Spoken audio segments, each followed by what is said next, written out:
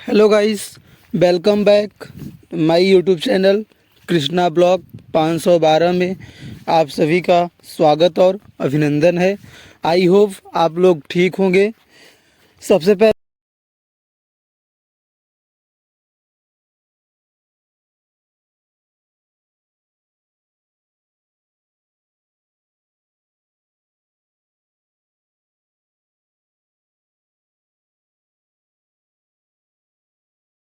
Finally दोस्तों हम अपने चने की खेत में आ गए हैं।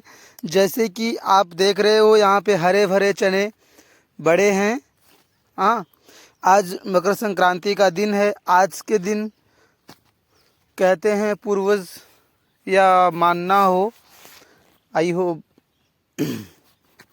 कि आज के दिन साग की फुनई, ये जो फुनई देख रहे हैं यहाँ पे दिखाने का कोशिश करूँगा अपने वीडियो में।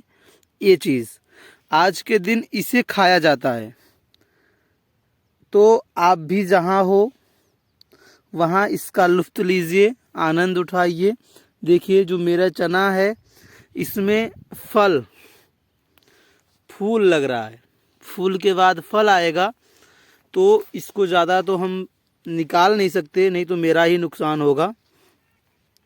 ज़्यादा बोया भी नहीं गया है, देखिए बस ऐसे ही थोड़ा सा एक गांटा बोया गया है।